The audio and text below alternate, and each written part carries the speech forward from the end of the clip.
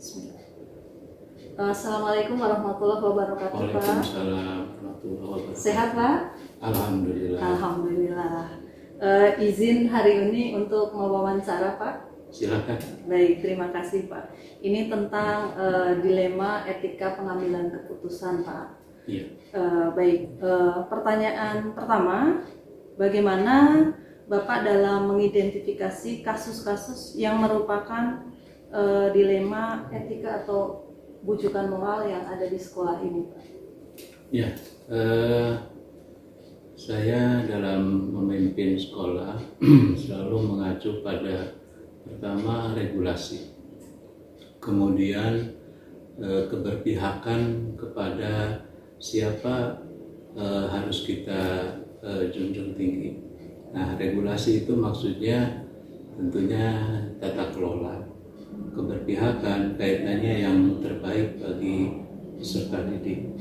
Nah, berkaitan dengan etika ataupun dilema etika dalam pengambilan keputusan, memang itu sering sekali terjadi atau bukan sering, kadang-kadang terjadi antara harapan kebutuhan guru, harapan kebutuhan orang tua, siswa, dan kita sebagai atau kami dalam mengambil keputusan untuk terbaik semuanya, tapi tidak menyimpang dari tata kelola kebijakan mengelola pendidikan.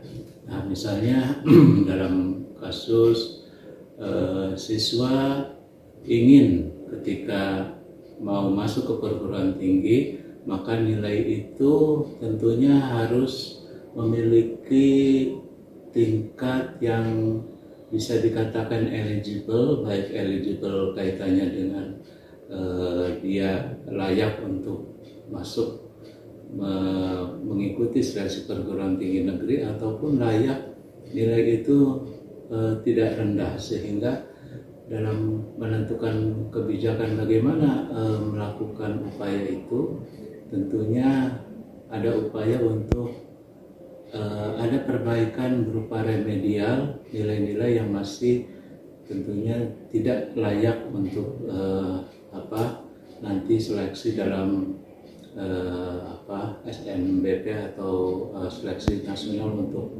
masuk perguruan tinggi. Nah, tapi tidak juga menggampangkan prosesnya, tetap ada effort, ada usaha yang harus dilakukan oleh peserta didik berupa perbaikan nilai-nilai yang memang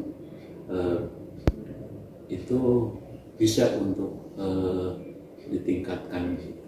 Jadi berdasarkan nilai-nilai kebaikan ya, Pak, ya? Nilai-nilai kebaikan baik dan untuk tidak menyimpang. semuanya. Ya, betul. untuk tidak menyimpang. Baik, Pak. Yang berikutnya, selama ini bagaimana Bapak mengambil keputusan, terutama untuk kasus-kasus di mana ada dua kepentingan yang sama-sama benar dan sama-sama mengandung nilai kebaikan?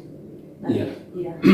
Iya, memang yang baru saja terjadi, misalnya kemarin ada satu jurusan yang ingin kegiatan PKL-nya itu di semester 5, tapi juga tentunya ini harus sesuai dengan kepentingan bahwa semester 5 adalah semester di mana peserta didik itu harus mendapatkan nilai.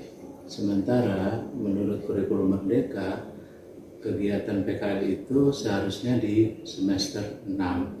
Nah, sehingga kami berupaya mencari titik temu bagaimana harapan keinginan di jurusan untuk kegiatan PKL, tapi juga tetap siswa harus belajar. Nah, kita kemudian ada pola-pola yang mungkin bisa kemudian dipahami bersama oleh orang tua, oleh dunia usaha, dunia industri, dan juga oleh guru-guru yang memang menginginkan PKL di semester 5 itu. Alhamdulillah semuanya akhirnya bisa menerima dan berjalan secara normal.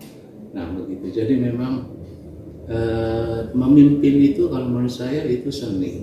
Jadi dalam seni itu tidak hitam putih, kecuali memang ada hal-hal yang begitu sangat prinsip seperti kita jangan sampai terjadi di sekolah melakukan misalnya intoleransi, kekerasan seksual atau kekerasan bullying. Itu memang prinsip yang harus tegas. Tapi kalau untuk hal-hal yang mungkin mispersepsi, kesalahpahaman dalam memahami, itu kita bisa diskusikan dan mencari titik-titik temu. Mungkin begitu. Biasanya hal-hal apa saja yang selama ini Bapak anggap efektif untuk pengambilan keputusan yang seperti dilema etika barusan, Pak? Ya, pengambilan keputusan yang efektif tentunya kita karena kepala sekolah dalam memimpin tidak boleh ada kepentingan pribadi, tetap harus kepentingannya mengacu pada peraturan, pada regulasi.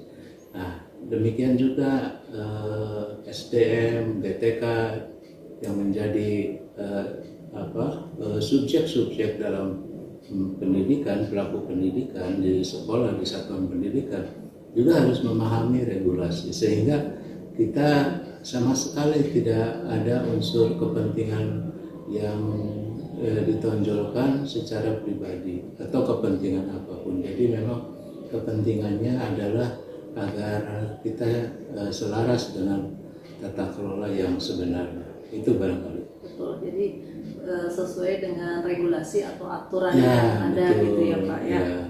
Jadi walaupun punya wewenang, Ya, wewenang Ya. bisa dimainkan, bisa dilakukan, bisa tentunya kita juga punya otoritas dalam hal-hal, misalnya kalau sudah ada misalnya SDM sudah diberikan pembinaan, kemudian dia tetap tidak sesuai dengan standar yang seharusnya dan dia itu honorer, berarti ya kami mengambil keputusan kemudian kontrak kerjanya tidak diperpanjang untuk tahun berikutnya. Nah, seperti itu.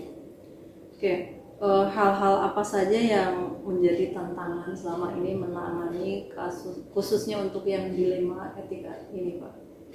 Tantangan yang dihadapi adalah pertama apabila SDM khususnya misalnya kalau itu di kelas mengajar, guru memahami secara parsial apa yang menurut dia benar, padahal menurut yang dia pahami benar, ketika itu kemudian harus juga dihadapkan pada kepentingan yang terbaik bagi anak, tentunya itu juga harus kita bisa mengarah. Contoh misalnya, guru seharusnya mengajar siswanya, ternyata ada kegiatan teaching factory, kemudian dia tidak mau tahu siswanya diapakan.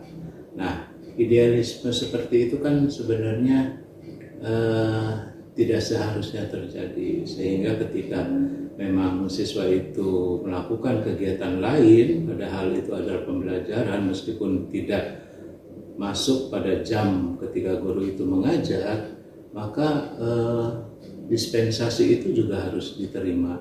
Nah, idealisme seperti itu saya panggil, saya jelaskan bahwa kita tidak boleh mengenyampingkan bahwa semua proses yang ada di sekolah adalah belajar, meskipun saat tatap muka di kelas Bapak dan Ibu siswa itu tidak ada, tapi kemudian surat itu menyusul karena terlambat pemberitahuan dispensasi, agar juga bisa diterima bahwa itu adalah proses belajar, namun melakukan kegiatan yang sifatnya project atau teaching factory dan sebagainya.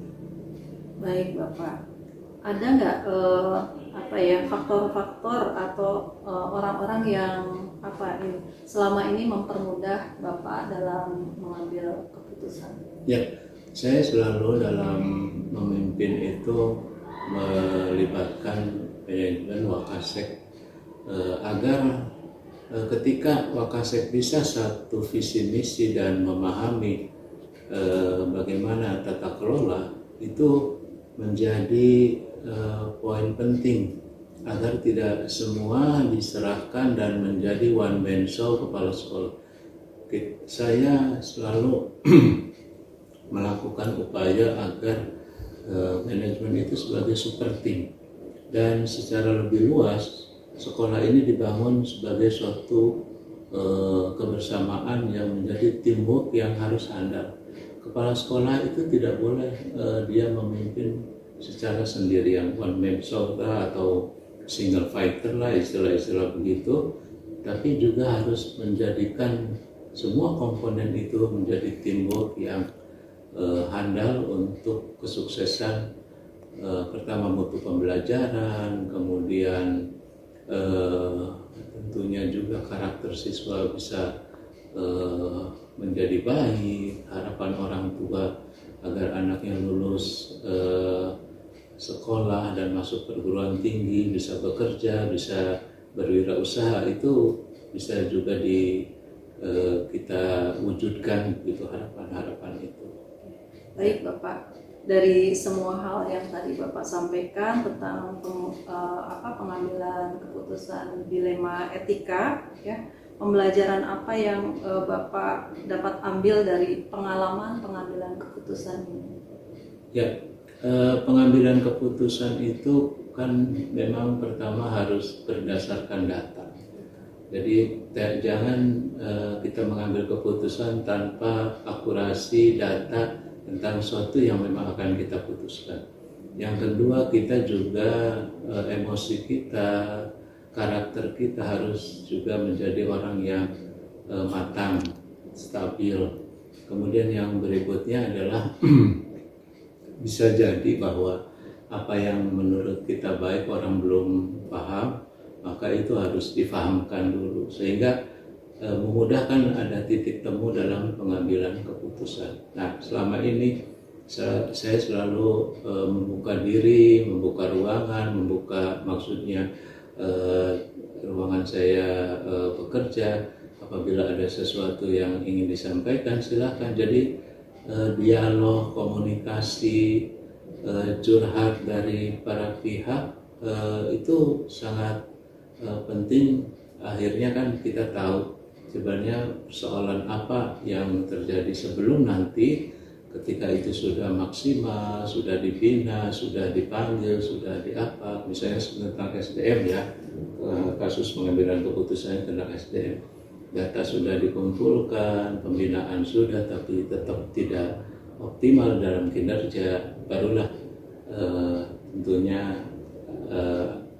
putusan akhir ya, apabila dia honorer ya kemudian tidak teruskan kontrak, apabila PNS tentunya kita laporkan kepada KCD bahwa bagaimana harus menangani SDM yang seperti ini.